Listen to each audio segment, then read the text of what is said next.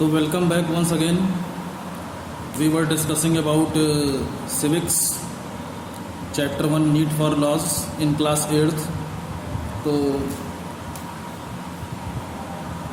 Explanation of chapter 1 need for laws,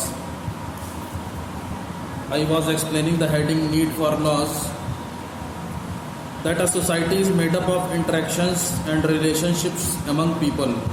society interaction से और relationships जो हम लोगों के बीच में है उसकी वजह से सोसाइटी बनती है, यानी समाज बनता है। These interactions and relationships are regulated by laws.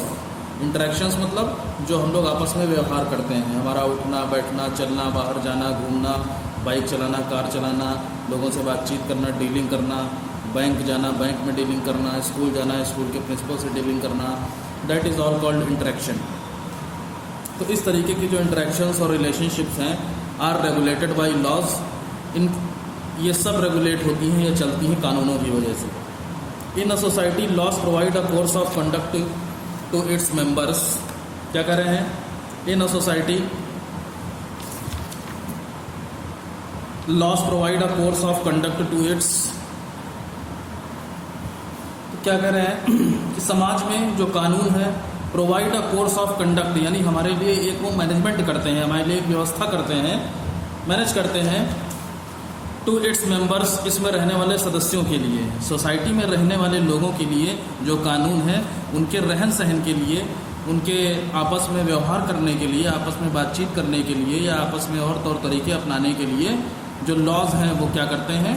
Course of conduct देते हैं, यानी एक मैनेजमेंट हमें देते हैं, हमारे लिए एक व्यवस्था बनाते हैं, एक मैनेजर का काम करते हैं। They guide on what should be done and what not. वो हमें बताते हैं कि हमें क्या करना है क्या नहीं करना है। कौन बताता है? लॉज, कानून। To ensure the welfare of all in the society, और इस बात का विश्वास दिलाते हैं कि समाज में सभी के लिए वेलफेयर होगा, सभी के लिए अच्छे से सारी चीज़ें होंगी।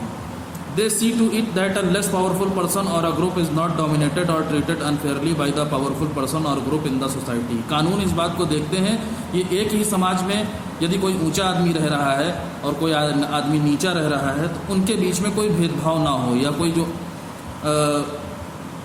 रिच फैमिली का आदमी है वो पुअर फैमिली के आदमी से अनफेयर ट्रीटमेंट ना कर रहा हो।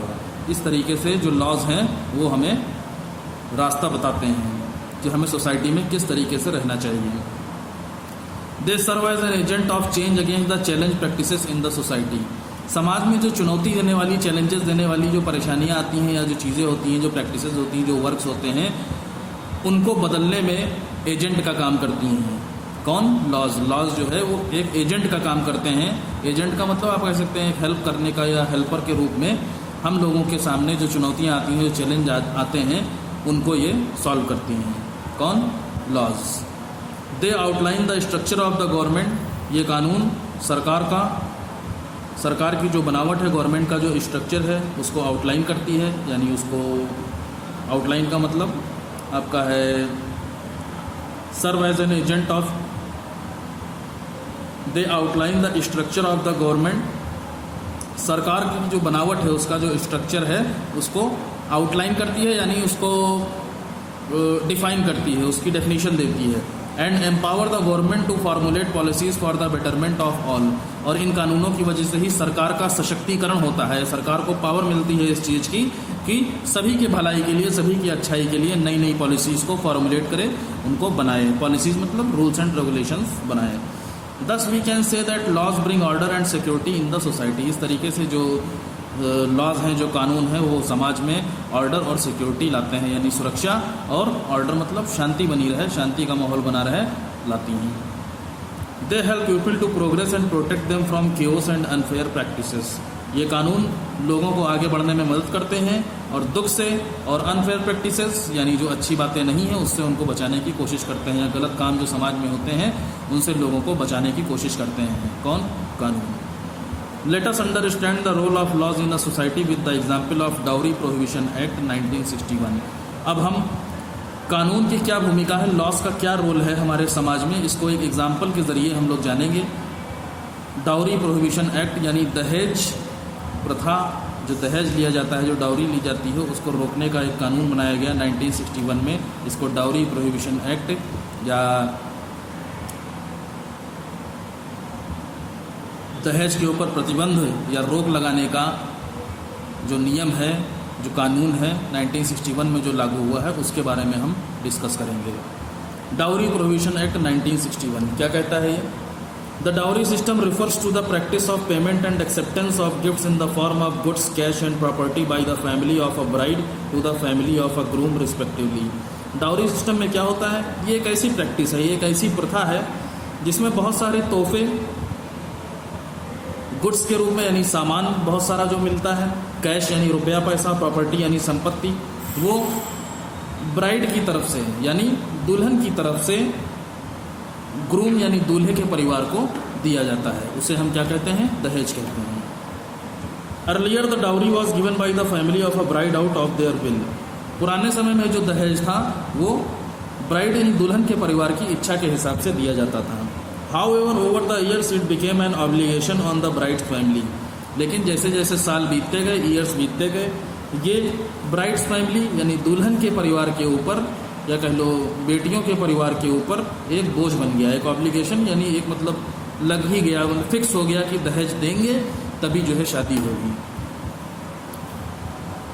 To give dowry as asked for by the groom's family, यानी दूल्हे के परिवार से या ग्रूम्स की फैमिली से, ग्रूम की फैमिली से जो भी दहेज मांगा जाएगा वो ब्राइड की फैमिली को देना पड़ेगा। ये जो है कई साल बीतने के बाद ये सिस्टम ही चल गया। As a result girls who could not get dowry, इसका परिणाम क्या हुआ, इसका रिजल्ट क्या आया? अब ऐसी गर्ल्स, ऐसी बेटियां जो कि डाउरी को नहीं दे सकती थी, दहेज को नहीं दे सकती थी, had to face severe physical and mental problems. उनको बहुत सारी फिजिकल यानी शारीरिक रूप से, मेंटल मानसिक रूप से उनको बहुत सारी परेशानियों का सामना करना पड़ता था। In 1961 the dowry prohibition act was passed by the government to prohibit the demand, payment and the acceptance of dowry in the society. 1961 में ये जब डाउरी प्रोहिबिशन एक्ट आया, यानी दहेज प्रथा के ऊपर या दहेज के ऊपर जो रोक लगाई गई या जो ये अधिनियम लगाया गया, एक्ट का मतलब होता है आपका अधिनियम, अधिनियम बोलते हैं लॉ को, ठीक है।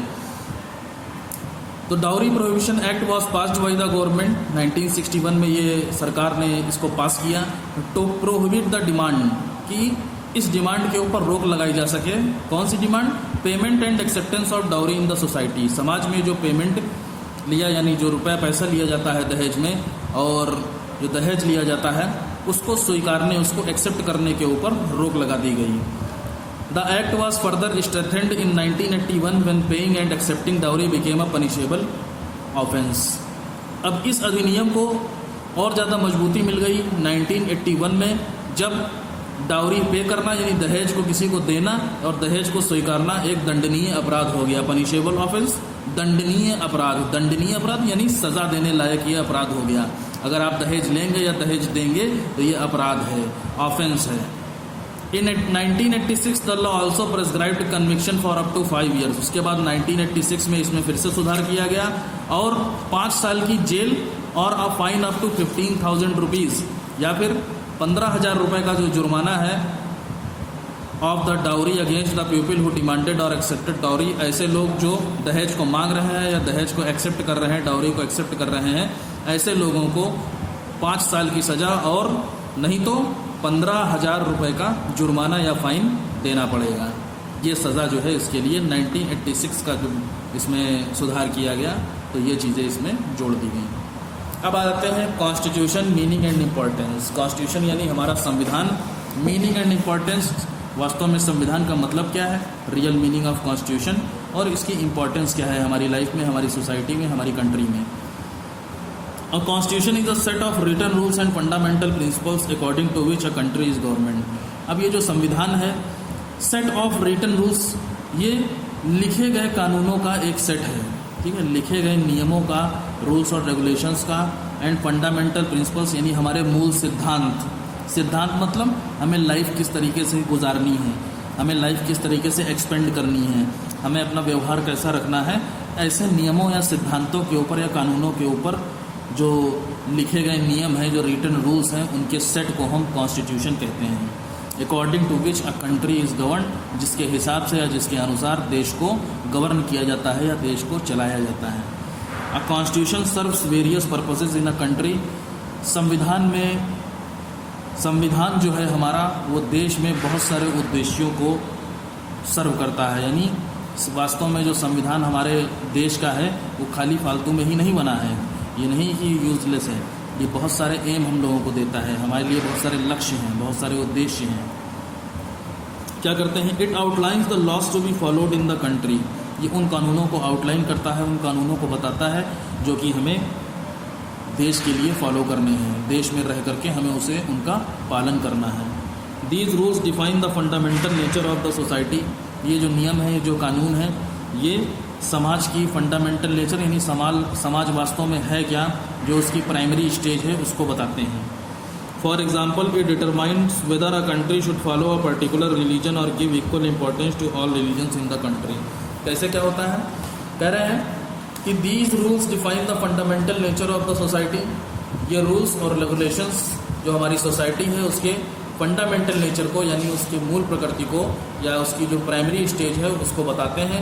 एग्जाम्पल के तौर पर, it determines whether a country should follow a particular religion, कि किसी देश को क्या किसी धर्म का पालन करना है और नहीं करना है तो क्यों नहीं करना है, और give equal importance to all religions in the country, या फिर देश में सभी तरीके के धर्मों को मानने वाले लोग या सभी तरीके के धर्मों को इक्वल इंपॉर्टेंस देनी है। जितने भी टाइप के रिलीजन हमारे देश में पाए जाते हैं सबको एक ही तरीके की इंपॉर्टेंस देनी है।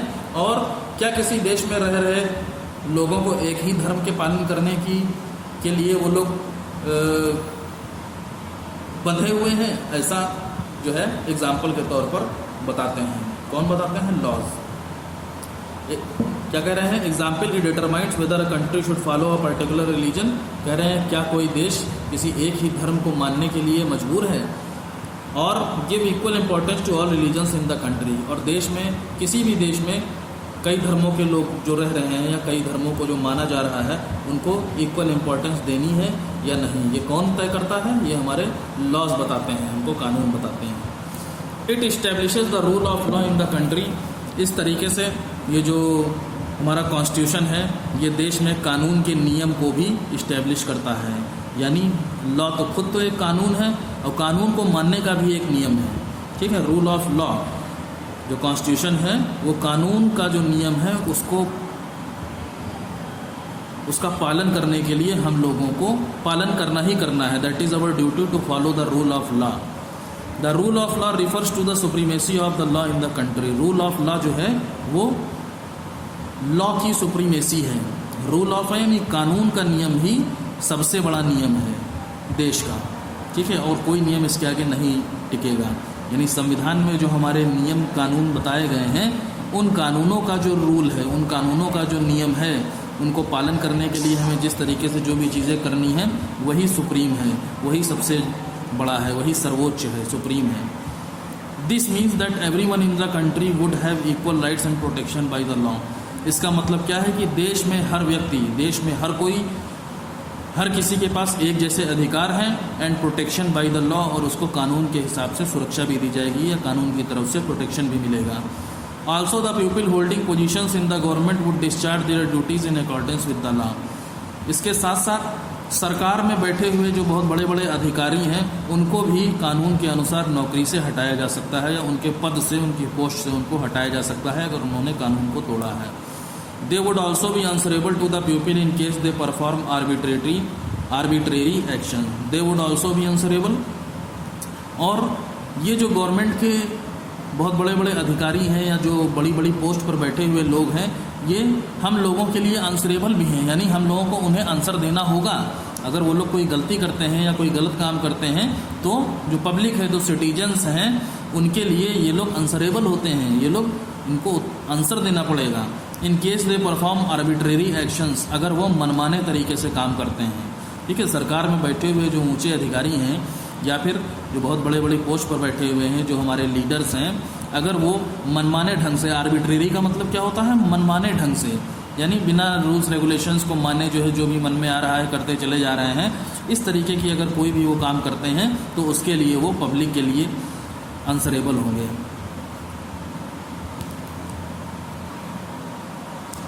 अब क्या कह रहे हैं? इट लेजिटिमाइजेज और justifies the policies and actions of the government.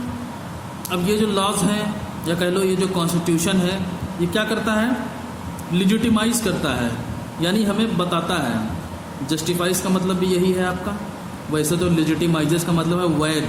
वैध मतलब जो चीज़ कॉन्स्टिट्यूशन में लिखी गई है वो हमारे लिए वैध होगी। वैध का मतलब क्या होता है कि आपका वो करनी ही करनी है किसी को, ठीक है, उसको फॉलो करना ही करना है, ठीक है, उसे हम लेजिटिमाइज कहते हैं या बताता है।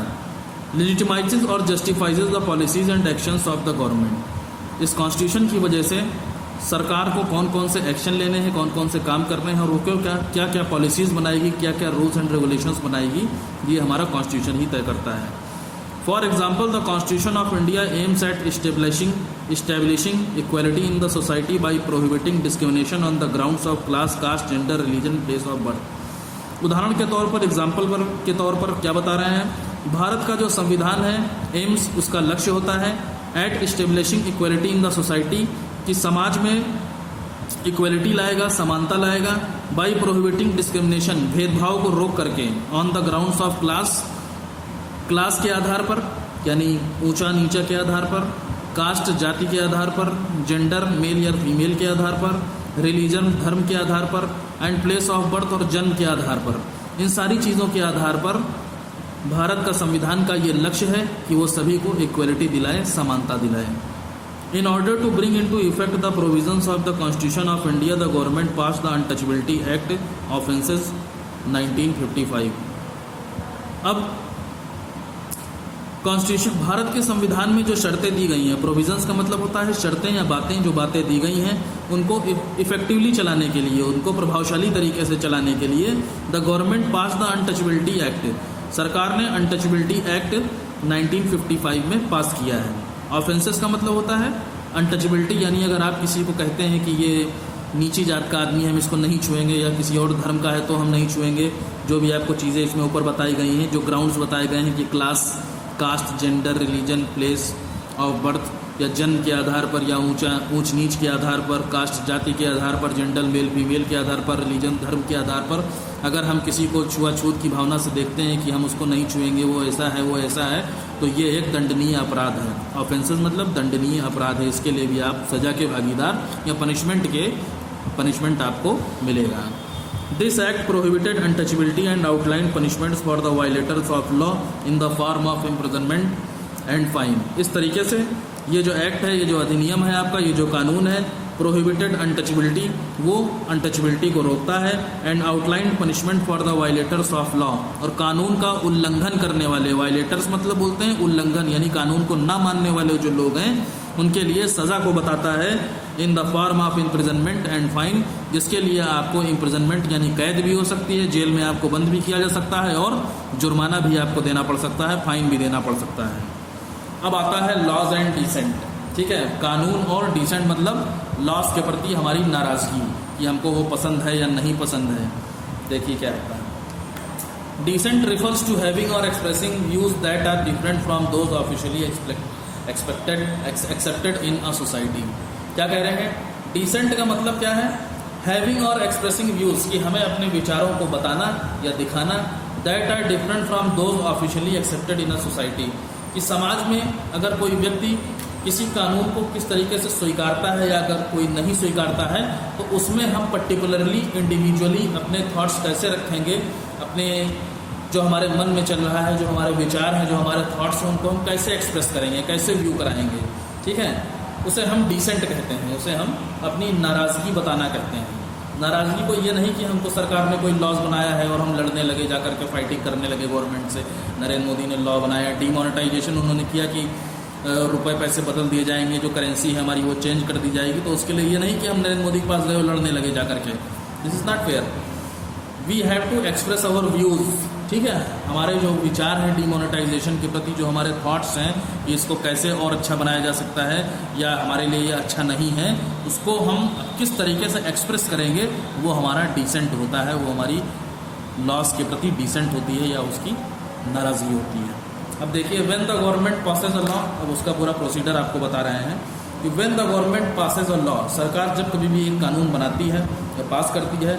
It may not serve the interest of all sections of the society, तो ऐसा ज़रूरी नहीं है कि समाज के जितने भी लोग हैं वो उसको स्वीकार कर लें या वो उनकी रुचियों को ध्यान में रख के बनाया गया है। ठीक है, हमारा किसी चीज़ में इंटरेस्ट है, ठीक है, लेकिन सरकार का उसमें इंटरेस्ट नहीं, उस पर वो लॉस बना देती है, तो हमको वो चीज़ अच्छी नहीं लगेगी ना। तो वही चीज़ इसमें बता रहे हैं कि when the government passes a law, जब सरकार एक कानून पास करती है, it may not serve the interest of all sections of the society, तो समाज में रह रहे सभी लोगों के इंटरेस्ट को लेकर कानून बना रही है या नहीं बना रही है ये तय नहीं किया जा सकता है। In such cases the people at loss are empowered by the constitution to express their dissent. In such cases, ऐसे ही कुछ मुद्दों को लेकर के, ऐसे ही कुछ केसेस में the people at loss are empowered, लोगों को भी ये एम्पावरमेंट दिया गया है, उनको ये पावर दी गई है, उनको ये शक्ति दी गई है संविधान की तरफ से टू एक्सप्रेस देयर डिसेंट, कि उनके जो भी विचार हैं, उनके जो भी थॉट्स हैं लॉ को लेकर के वो उनको एक्सप्रेस करें, उनको बताएं, उनको दिखाएं।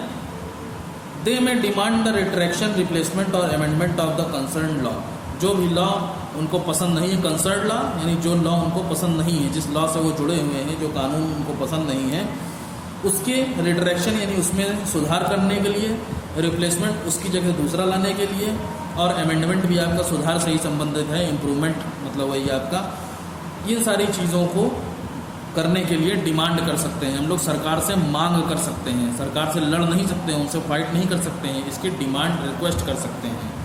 जिसकी रिट्रैक्शन यानी इम्प्रूवमेंट, रिप्लेसमेंट आपका लॉ बदलने का, एंड अमेंडमेंट आपका भी इम्प्रूवमेंट से ही रिलेटेड है, तो इनके लिए हम डिमांड कर सकते हैं गवर्नमेंट से। Dissent is important in a country to bring about positive changes, यानी अच्छे तरीके के बदलाव लाने के लिए डिसेंट भी हमारी बहुत ज़्यादा ज़रूरी है। यानी कानूनों के प्रति हमारी नाराज़गी क्या है, हमारे विचार क्या हैं, उसको हम मान रहे हैं कि नहीं मान रहे हैं, ये चीज़ भी बहुत ज़्यादा ज़रूरी है।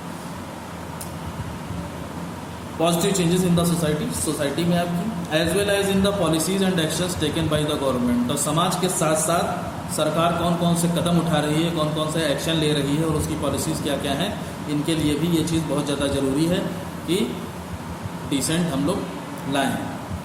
However in order to ensure peace and harmony in the society, लेकिन फिर भी समाज में शांति बनाए रखने के लिए, हार्मनी एकता बनाए रखने के लिए, it is important for the citizen, नागरिकों के लिए ये चीज़ ज़रूरी है या ये चीज़ बहुत ही ज़्यादा आवश्यक है। To thoroughly analyse the actions undertaken by the government, की सरकार जो भी कदम उठा रही है, सरकार जो भी कार्य कर रही है, जो भी काम कर रही है, उनको हम बहुत ही थॉरोली एनालाइज यानी बहुत ही डीपली जा करके हम उसको चेक करें। एनालाइज मतलब उसको, उसके डिस्क्रिप्शन को जानें, वास्तव में वो है क्या चीज़ क्या है, बहुत डीपली जा करके हम हर चीज़ की जानकारी रखें, और सरकार के द्वारा जो कदम उठाए जा रहे हैं उनको एनालाइज करें, उनका विश्लेषण करें। विश्लेषण करना मतलब क्या हो गया, उनको डीपली पढ़ना, उनको उस पर स्टडी करना। Let us study one such case in which the descent of the people brought about